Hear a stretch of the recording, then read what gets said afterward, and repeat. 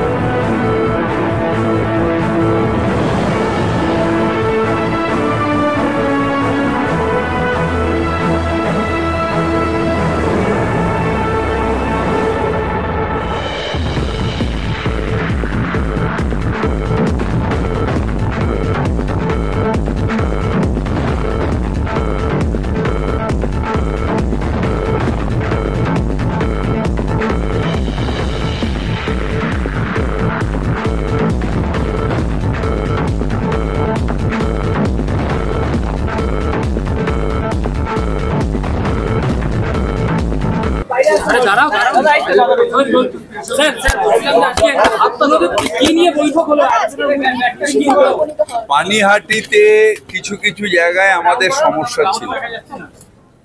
পানিহাটিতে সব থেকে বড় সমস্যা হচ্ছে কনজারভেন্সি।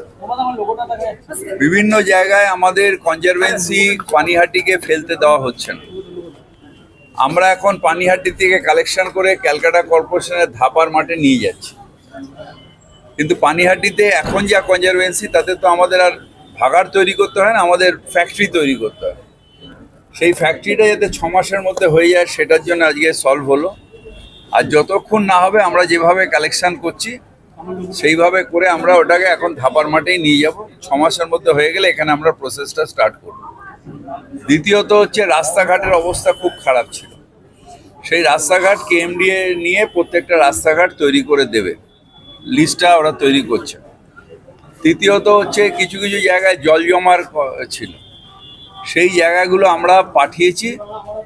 ইমিডিয়েটলি যেগুলো ডিসিল্টিং দরকার কেএমডিএ ডিসিল্টিং করে দেবে, যেখানে পাম্পের দরকার সেখানে পাম্প করে দেবে। যতক্ষণ না আমাদের অমৃত প্রজেক্টের যে পাম্পিং হাউসগুলো হওয়ার কথা সেগুলো আরও কিছুদিন সময় লাগবে, ততদিন আমরা টেম্পোরারি এটা এই বর্ষার জন্য করে দেবো।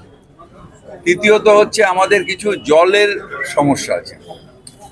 আমরা 10 MGD জলের একটা নতুন প্রকল্প পানিহাটিতে করছি, আর যতক্ষণ না হচ্ছে আমরা কিছু ডিপ টিউবওয়েল ইমিডিয়েটলি সাঙ্ক করে দিচ্ছি যাতে মানুষের অসুবিধা না।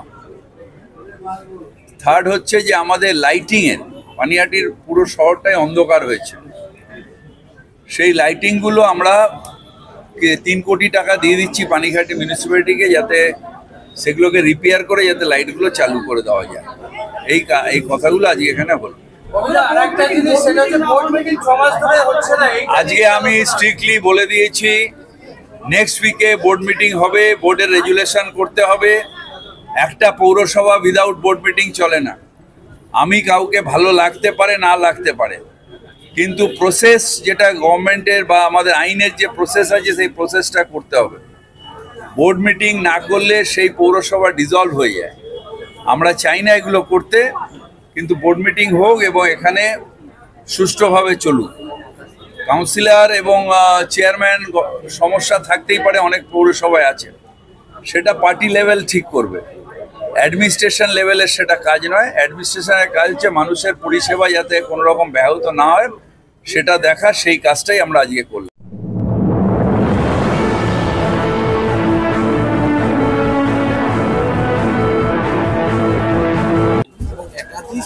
একটা হচ্ছে 1.5 বছরের বেশি সময় ধরে একটা পৌরসভা একটা স্থিতিশীল জায়গায় একটা মানে স্ট্যান্ড স্টিল হয়ে আছে। পাবলিক সাফার করছে, আমার ওয়ার্ড কাউন্সিলররা সাফার করছে। সেই জন্য তিনি প্রশাসনিক স্তরের সমস্ত অফিসারদের নিয়েছিলেন। তিনি সেক্রেটারি, প্রিন্সিপাল সেক্রেটারি, সিও, সমস্ত ডিপার্টমেন্টের হেড সকলকে নিয়ে তিনি এসেছিলেন এবং প্রয়োজনীয় টাকা পয়সা যা কিছু প্রয়োজন সব কিছু দিয়ে উনি চেষ্টা করবেন যাতে পানিহাটি পৌরসভার স্বাভাবিক অবস্থা ফিরে আসে। আর হচ্ছে যে রাজনৈতিক আলোচনা রাজনৈতিক স্তরেই হবে উনি বলে গিয়েছেন, এবং আমাদের সর্বোচ্চ নেত্রী এই বিষয়টিকে যদি দেখবেন না, সেটাই না। বোর্ড মিটিং হবে না মানে কি, কোনো কাজ না থাকলে কাউন্সিলর আসবে না। কাউন্সিলর যদি দেখে যে আমার কোনো কাজ নেই, আমি আমার পাবলিক বেরোলেই পাবলিক আমায় গালাগাল দিচ্ছে, তখন কাউন্সিলররা তারা সরে গেছে এর থেকে। আবার এটা যেহেতু উনি নিজে দায়িত্ব নিলেন, সমস্ত রাস্তাঘাট লাইট তার দায়িত্ব উনি নিলেন, তখন সবাই মিলে একসঙ্গে কাজ হবে। এক মাসের মধ্যে সবকিছু ঠিক করে হ্যাঁ, দেবেন। হ্যাঁ।